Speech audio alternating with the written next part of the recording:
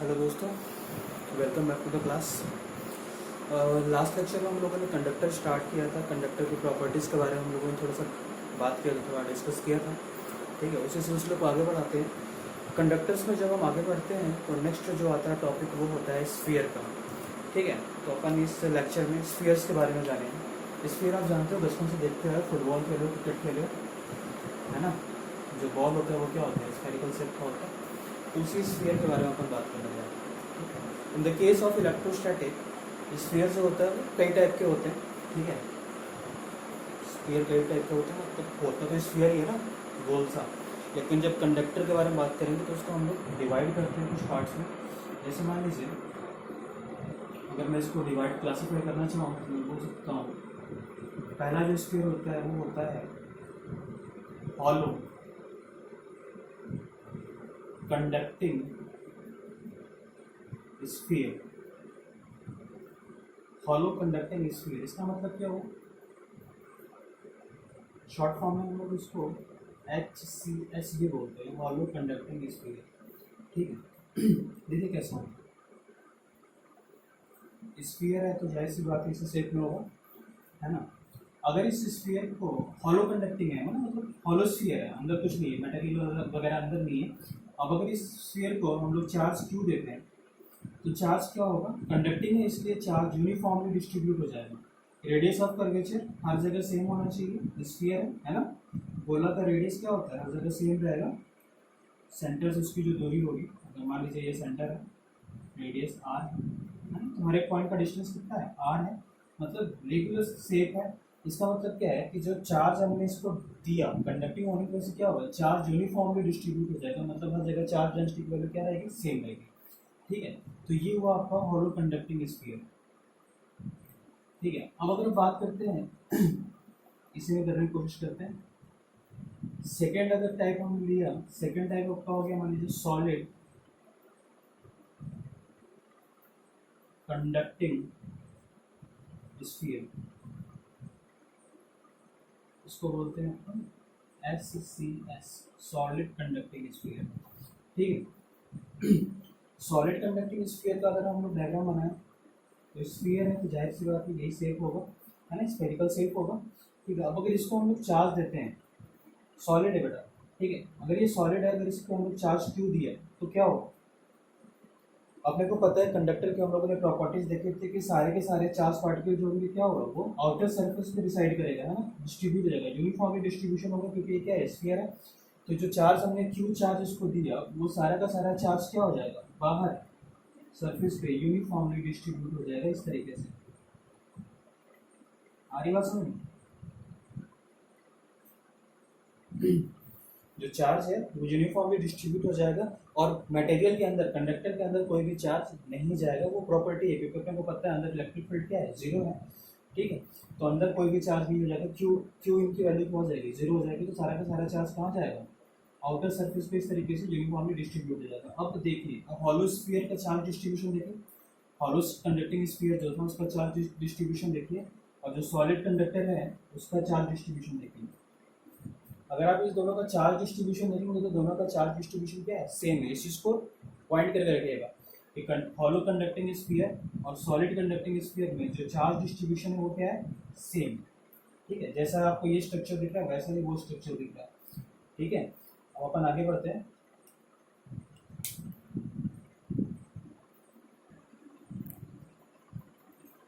Third sphere है आपका hollow non conducting sphere. ठीक है, इसको शॉर्ट फॉर्म में बोलते हैं HNCS, hollow non conducting sphere.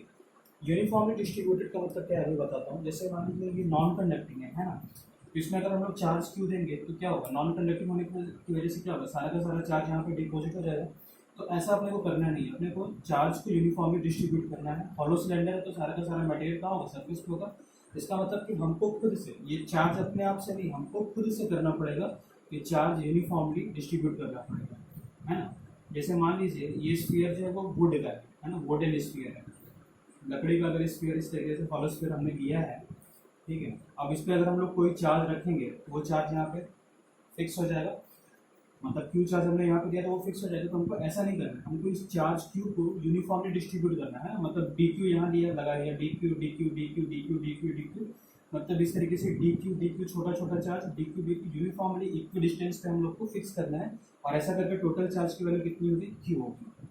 ठीक है, नेक्स्ट देखिए, इसका भी रेडियस आर है। अब इसका भी स्ट्रक्चर देखिए, तो जो प्रीवियस के दो आपके कंडक्टर थे, मतलब दो आपके स्फीयर थे, वैसा ही डिस्ट्रीब्यूशन, चार्ज डिस्ट्रीब्यूशन इसमें भी दिख रहा होगा आपको। ठीक है, अब हम बात करते हैं सॉलिड नॉन कंडक्टिंग स्फीयर की। ठीक है, SnCS, इसमें भी यूनिफॉर्मली डिस्ट्रीब्यूटेड लिखा होगा। इसका मतलब क्या है कि ये सॉलिड है, सॉलिड इसका मतलब क्या, अंदर भी मटेरियल होगा। नॉन कंडक्टिंग है तो क्या होगा, इसमें जो आपका चार्ज होगा वो आउटर सरफेस पे नहीं होगा, इसमें चार्ज जो होगा वो अंदर यूनिफॉर्मली डिस्ट्रीब्यूट हो जाएगा, बराबर यूनिफॉर्मली डिस्ट्रीब्यूट कर देंगे चार्ज को इस तरीके से, तो ये हो जाएगा आपका सॉलिड नॉन कंडक्टिंग स्फीयर। ठीक है, कुछ इस तरीके का शेप दिखेगा। अब ध्यान देने वाली बात क्या है इसमें, देखिएगा फर्स्ट स्फीयर, सेकंड स्फीयर और थर्ड स्फीयर का चार्ज डिस्ट्रीब्यूशन जो है वो एक जैसा है। ठीक है, लेकिन फोर्थ स्फीयर का जो चार्ज डिस्ट्रीब्यूशन है वो क्या है, डिफरेंट है। ठीक है, ये चार्ज डिस्ट्रीब्यूशन बहुत मैटर करता है, क्योंकि इन्हीं स्फीयर्स के बारे में हम लोग बात करने वाले हैं। जैसे इस स्फीयर की वजह से आपका इलेक्ट्रिक फील्ड क्या है, पोटेंशियल क्या है, इस स्फीयर का सेल्फ एनर्जी कितना है। ठीक है, इनका जो ग्राफ होगा पोटेंशियल का, इलेक्ट्रिक फील्ड का, वो ग्राफ कैसा बनेगा, उससे सब की चीज़ों के बारे में स्टडी करनी है अपने को। तो ये चार्ज डिस्ट्रीब्यूशन जो है बहुत इंपॉर्टेंट है उन सब के एनालिसिस के लिए, इसलिए चार्ज डिस्ट्रीब्यूशन पे हमने इतना फोकस किया है कि सब कुछ बना के दिखाया यहाँ पे कि चार्ज डिस्ट्रीब्यूशन है वो कैसा दिखेगा। ठीक है, तो फर्स्ट थ्री स्फीयर के लिए चार्ज डिस्ट्रीब्यूशन जो है वो सेम है, लेकिन फोर्थ स्फीयर के लिए चार्ज डिस्ट्रीब्यूशन क्या हो गया, डिफरेंट हो गया। ठीक है, इसका मतलब क्या है कि जो तीन केसेस हैं, तीन अपना स्फीयर था, पहला क्या था हॉलो कंडक्टिंग, दूसरा क्या था सॉलिड कंडक्टिंग, और तीसरा क्या है हॉलो नॉन कंडक्टिंग। ये तीनों का जो डिस्ट्रीब्यूशन है वो सेम है। इसका मतलब कि इसकी वजह से जो इलेक्ट्रिक फील्ड होगा, इसकी वजह से जो पोटेंशियल होगा, इसकी जो एनर्जी होगी वो सारी की सारी क्या होगी, सेम होगी, लेकिन फोर्थ वाले में क्या होगा, डिफरेंट हो जाएगा। ठीक है, इन्हीं सब स्फीयर्स के का हम लोग इलेक्ट्रिक फील्ड पढ़ेंगे। ठीक है, पोटेंशियल पढ़ेंगे। ठीक है, इनका ग्राफ पढ़ेंगे, और क्या पढ़ेंगे, पोटेंशियल एनर्जी पढ़ेंगे। ठीक है, ये चार चीज़ें अपने को पढ़नी है इन चार स्फीयर्स के बारे में। तो चलिए स्टार्ट करते हैं। पहले उठाएंगे अपन क्या, देखिए जब हम बात करेंगे हॉलो कंडक्टिंग की बात करें, सॉलिड कंडक्टिंग की बात करें, या फिर हॉलो नॉन कंडक्टिंग की बात करें, इन तीनों के केस में चार्ज डिस्ट्रीब्यूशन सेम है, तो किसी एक का भी निकाल लीजिएगा तो वो बाकी के दो के लिए क्या होगा, एप्लीकेबल हो जाएगा। इस फोर्थ वाले केस की स्टडी हम लोग अलग से करेंगे। आ रही बात समझ में, तो इतना नोट करिए। हम स्टार्ट करते हैं हॉलो कंडक्टिंग से।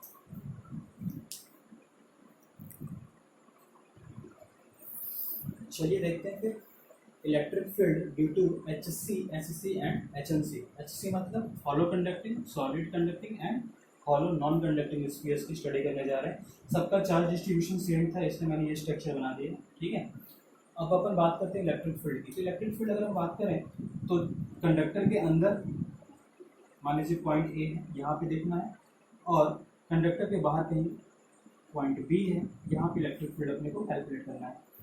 ठीक है, चलिए स्टार्ट करते हैं। मान लीजिए ये डिस्टेंस आर है, तो अपने को क्या करना है, इलेक्ट्रिक फील्ड फाइंड करना है अपने को। गॉस लॉ पता है, गॉसियन सरफेस बनाइए।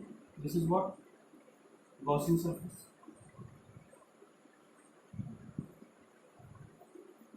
गॉसियन सरफेस बनाते ही हम लोग क्या करेंगे, गॉस लॉ लगाएंगे कि पहला केस क्या होगा, केस वन क्या है, R is less than capital R, R is less than capital R, मतलब इनसाइड द स्फीयर के अंदर अगर हम लोग इलेक्ट्रिक फील्ड कैलकुलेट करते हैं तो क्या होगा, गॉस लॉ लगाएंगे, integral E dot D is equals to Q in upon में एप्सिलॉन नॉट, यही तो है गॉस लॉ। ठीक है, तो अपन लिखते हैं E, एरिया कितना होगा इसका, 4 pi R square is equals to Q in. तो अपने को पता है हॉलो स्फीयर है तो अंदर तो क्यू की वैल्यू 0 हो जाएगी अपॉन में एप्सिलॉन नॉट। ठीक है, तो यहाँ से ई की वैल्यू कितनी हो जाएगी, 0, हम जानते ही नहीं। ठीक है, मतलब हॉलो स्फीयर के केस में है ना, हॉलो कंडक्टिंग हो, सॉलिड कंडक्टिंग हो, है ना, अगर सॉलिड भी होगा तो भी, और हॉलो नॉन कंडक्टिंग हो तो भी, electric field inside the conductor will always be 0। Conductor के अंदर का इलेक्ट्रिक फील्ड की वैल्यू हमेशा क्या होगा, 0 होगा। आ रही बात समझ में। सेकंड देखिए case to,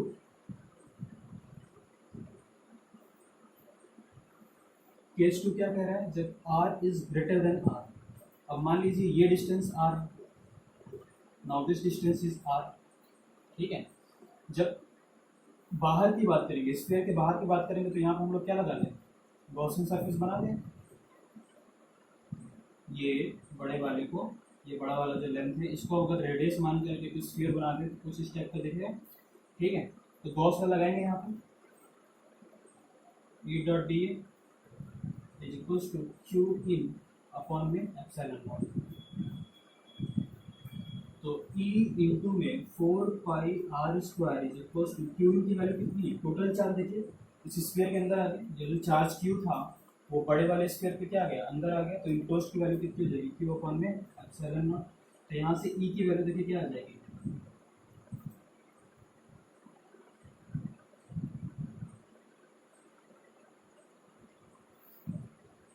K Q upon में r²,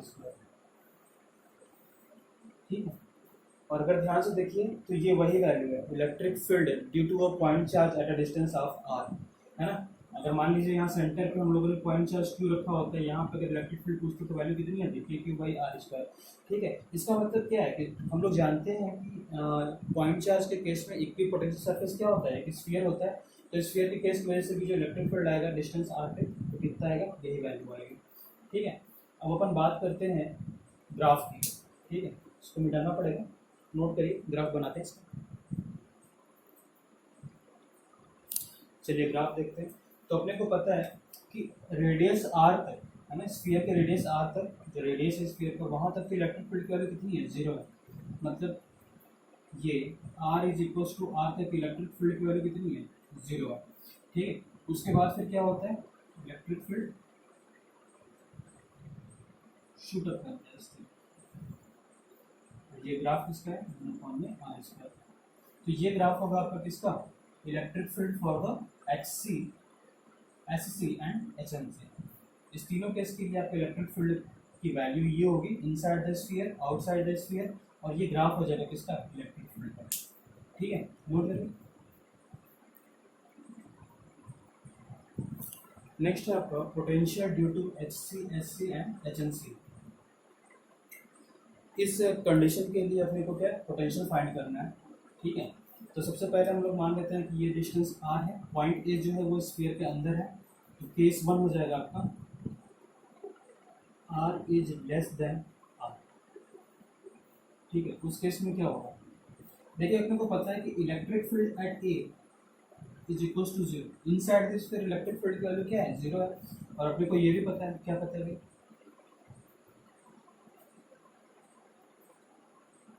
delta V is equals to integral E dot D L, ठीक है। तो यहाँ से हम लोग ये बोल सकते हैं कि dV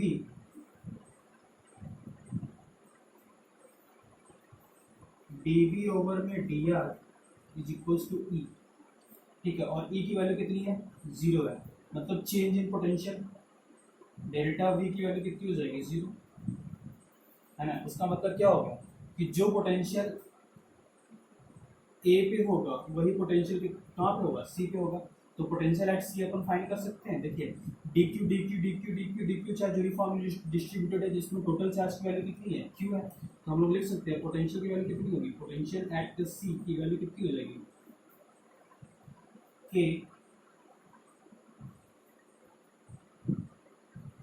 dQ बाई R, है ना। डिस्टेंस सबका कितना है, R है, ठीक है। मान लीजिए छोटा सा potential at C DC, dV at point C, ठीक है। तो टोटल पोटेंशियल के लिए हम इसको क्या कर ले, इंटीग्रेट कर ले 0 से V तक, और इसको इंटीग्रेट कर लेते हैं कहाँ से कहाँ तक, स्मॉल q से कैपिटल Q तक, ठीक है। या फिर अपन 0 से भी कैपिटल Q तक ले जा सकते हैं, ठीक है। तो इसको इंटीग्रेट करेंगे तो कितना वैल्यू हो जाएगा, Q हो जाएगी। Q के अपर लिमिट कितनी हो जाएगी, कैपिटल Q, सिंपल है, हम जानते हैं। पोटेंशियल V की वैल्यू कितनी आ जाएगी, K Q by R, calculate करके हम लोग पहले भी देख चुके हैं। तो पोटेंशियल एट C, सेंटर की जो पोटेंशियल उसकी वैल्यू कितनी है, K Q बाई R। इसका मतलब potential at A is equals to potential at C is equals to K Q by R। ये हो जाएगा पोटेंशियल इनसाइड द स्फीयर, ठीक है। अब बात करते हैं अपन केस 2 की। केस 2, केस 2 में R is greater than R, तो उस केस में क्या होगा, जब R is greater than R होगा तो उस केस में क्या होगा अपने को पता है, अपन बाहर कहीं भी देखेंगे, ठीक है। तो पोटेंशियल की वैल्यू, अगर मान लीजिए ये पॉइंट बी है, तो potential at B will be equals to what, K Q upon में आर, जो डिस्टेंस होगा ये वैल्यू होगी, ठीक है। कुछ लोग बोल सकते हैं यहाँ पे सर जी इसका डिस्टेंस तो कुछ और है, यहाँ से इसका डिस्टेंस कुछ और है, आपने डायरेक्ट आर कैसे लिखा, ठीक है। उसका रीज़न ये है कि अगर आप इसका मीन निकालेंगे ना, इस पॉइंट से हर एक चार्ज का जब मीन डिस्टेंस निकालेंगे तो उसकी वैल्यू कितनी आएगी, ये आर के बराबर आएगी, इसलिए मैंने मीन वैल्यू लिख दिया है। सॉल्व करके आप लोग देखोगे तो भी वैल्यू उतनी ही आएगी। आ रही बात समझ में? तो अगर इसका ग्राफ खींचे तो एक ही खींच लेते हैं हम लोग, ग्राफ इसका ड्रॉ करते हैं, ठीक है। इसका ग्राफ अगर हम ड्रॉ करें पोटेंशियल का,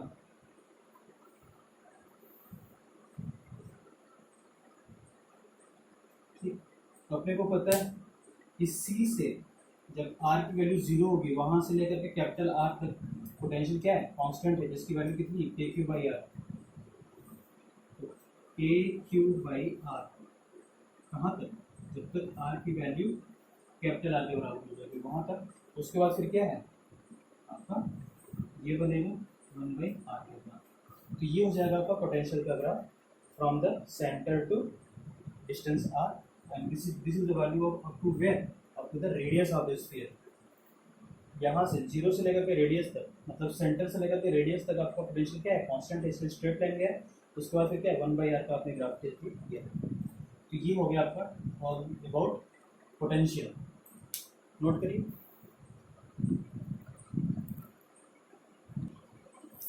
नेक्स्ट है आपका electric field due to SNC, है ना, solid non conducting. Solid non conducting के केस में देखिए आपका चार्ज डिस्ट्रीब्यूशन जो है वो थोड़ा सा क्या है, डिफरेंट है, तो इसका इलेक्ट्रिक फील्ड, इसका पोटेंशियल सब कुछ क्या होगा, थोड़ा डिफरेंट होगा।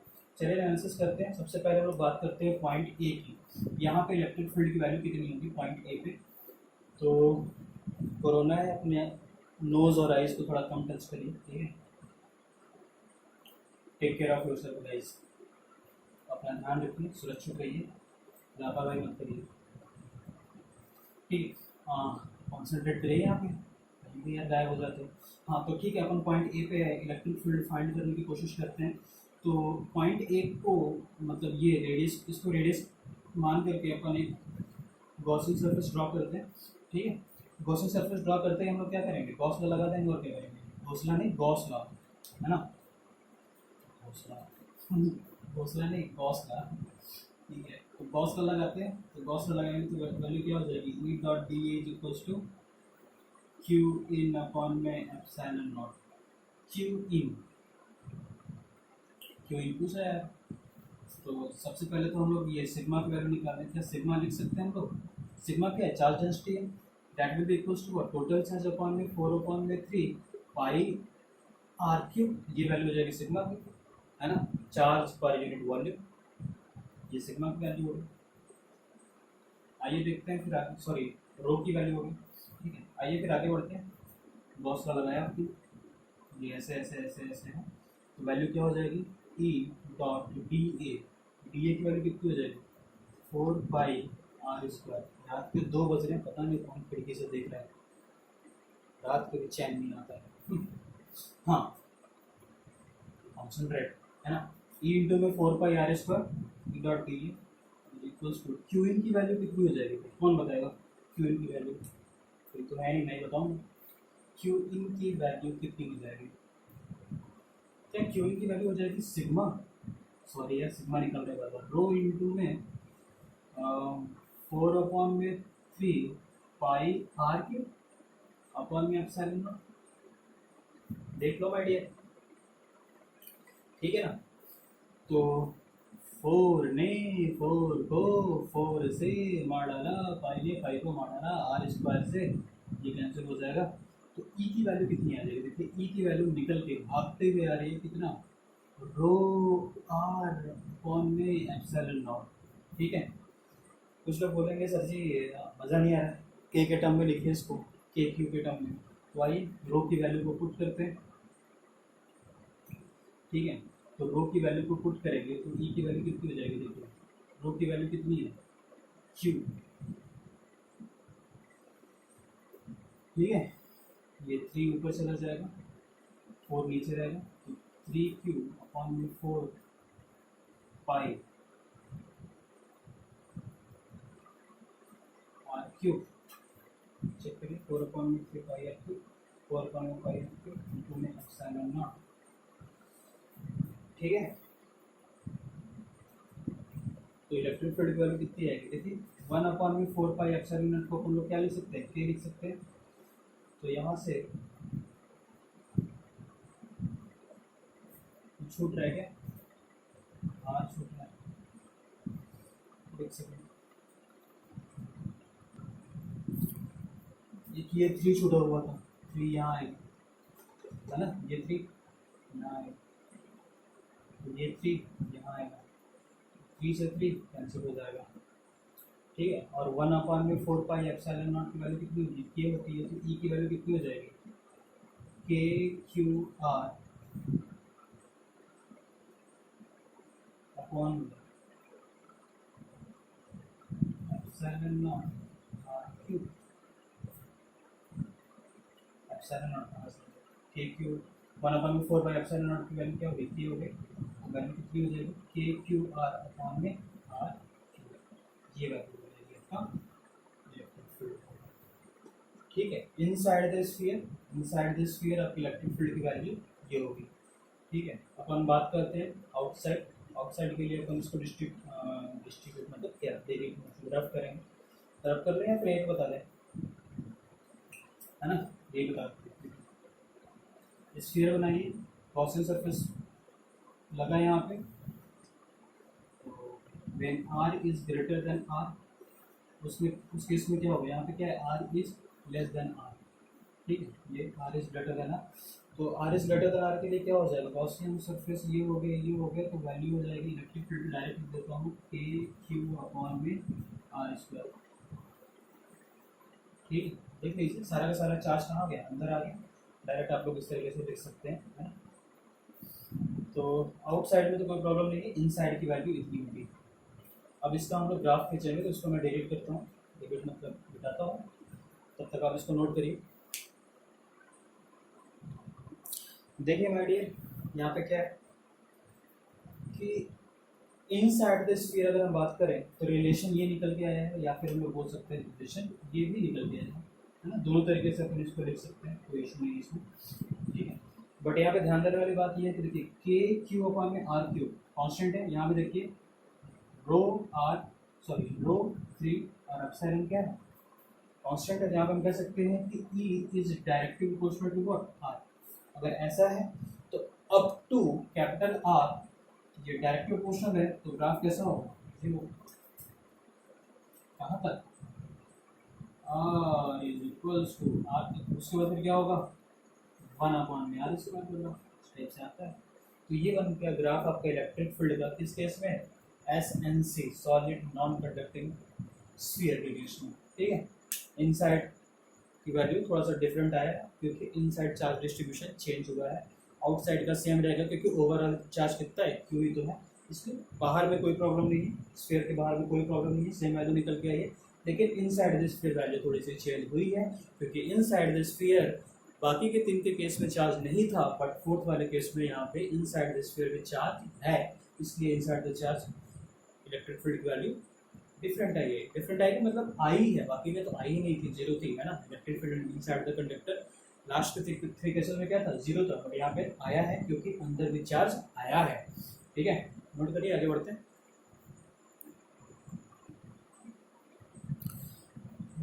नेक्स्ट है potential due to solid non conducting sphere, ठीक है। तो गर्मी बहुत हो रही है, चलिए कोई नहीं, तो है भाई ऐसा है, तो मम्मी ऑयल लगा दी है, मम्मी का प्यार ना, मम्मी का प्यार अत्याचार, ठीक है। आइए देखते हैं, कॉन्सेंट्रेट करिए, कॉन्सेंट्रेट करिए। तो इलेक्ट्रिक फील्ड के बारे में बात करते हैं, तो सबसे पहले हम बात करते हैं potential at B, potential at B की वैल्यू कितनी हो जाएगी, पोटेंशियल एट बी की वैल्यू हो जाएगी KQ/R, ये तो होगी, ठीक है। और एक चीज़ अपने को पता है, सबसे पहले हम बात करते हैं if R is less than R, उस केस में क्या होगा, मेरा आर थोड़ा सा वी जैसा दिखता है, तो R is less than R, उस केस में क्या होगा, देखिए अपने को पता है V initial minus V final is equals to integral of V dot D R. ठीक है, तो हम लोग लिख सकते हैं क्या, potential at A minus potential at B is equals to integral electric field of this sphere कितना था भाई, लास्ट में देखा था हम लोगों ने के क्यू आर अपॉन में आर क्यूब, ये था। ठीक है, K Q R cube upon में, सॉरी के क्यू आर अपॉन में आर क्यूब। और देखिए रेडियस कहाँ तक चेंज हो रही है, स्मॉल आर से कैपिटल आर तक, तो स्मॉल आर से कैपिटल आर तक। ठीक है, इंटीग्रेशन से अपने को आता है कांस्टेंट, ये वैल्यू बाहर निकल जाएगी, इसको इंटीग्रेट करने पर कितना हो जाएगा, आर स्क्वायर बाई 2। तो V A minus V D की वैल्यू अपने को पता है K Q by R is equals to integration of K Q upon में आर क्यूब अपॉन में 2 limit R square minus R square. ठीक है, ये वैल्यू आएगी पर लेवल माइनस लोअर लिमिट। तो पोटेंशियल एट ए की वैल्यू कितनी हो जाएगी, आप इसको इधर जाकर के माइनस कर सकते हो, तो पोटेंशियल एट ए की वैल्यू निकल के आ जाएगी। ठीक है, सॉल्व करके देखिए कितना आ रहा है,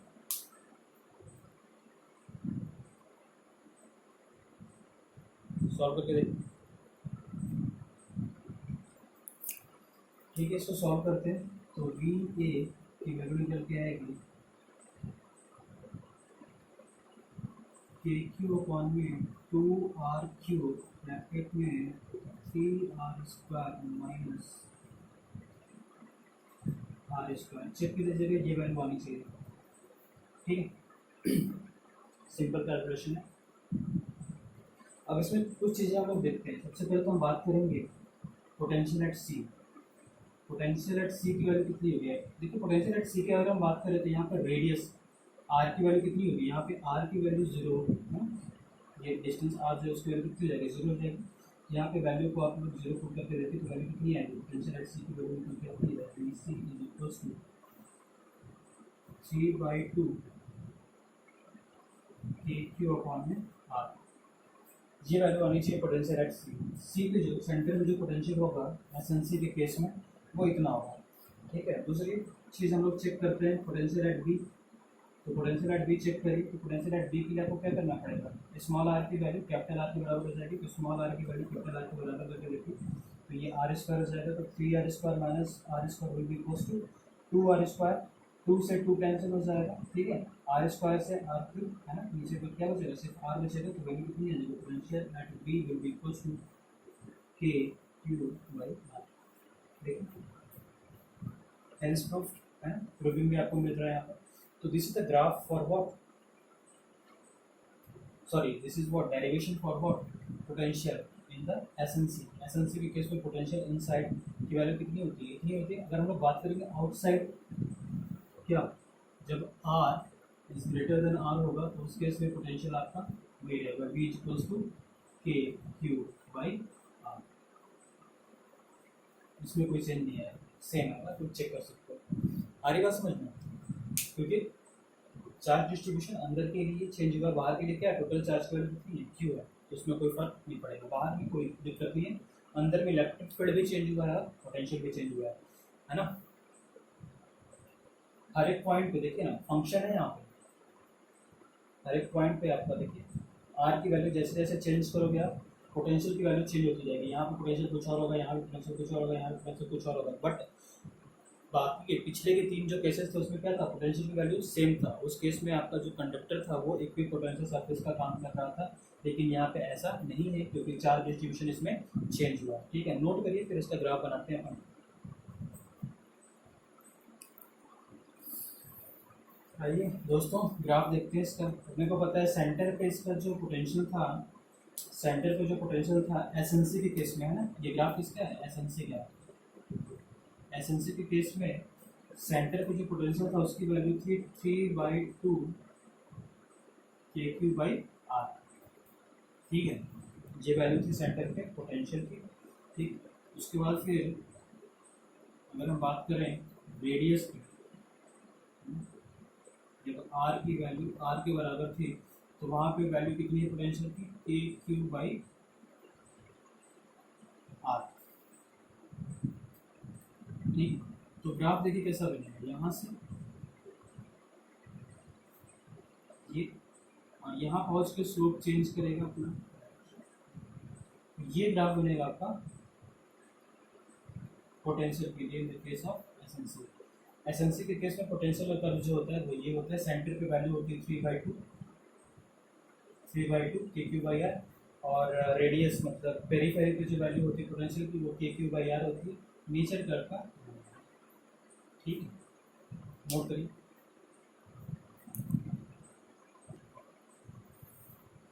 तो आज के लिए स्फीयर में इतना ही रहेगा, ठीक है। आज हम लोगों ने बहुत कुछ सीखा, क्या सीखा, क्या सीखा है ना, स्फीयर कितने टाइप के होते हैं in the case of conductor, है ना, हॉलो कंडक्टिंग, सॉलिड कंडक्टिंग, एचएनसी, है ना, और हॉलो नॉन कंडक्टिंग, दुनिया भर की चीज़ें। उसका हम लोगों ने इलेक्ट्रिक फील्ड देखा, पोटेंशियल देखा और ग्राफ देखा, ठीक है। अब इसका क्या बचता है, सिर्फ और सिर्फ पोटेंशियल एनर्जी, इसका H C, S C, H N C और एस एन सी, है ना, इन चारों केसेस का अपना क्या बचा हुआ है, पोटेंशियल एनर्जी बचा हुआ है। पोटेंशियल एनर्जी पहले के 3 केसेस में सेम तरीके से निकालेंगे जैसे इसमें निकाला था, और उसके बाद फोर्थ के लिए थोड़ा सा डिफरेंट होगा, ठीक। तो अभी के लिए छोड़ते हैं, नेक्स्ट लेक्चर में अपन पोटेंशियल एनर्जी कैलकुलेट करेंगे, ठीक है। Till then take care, bye bye.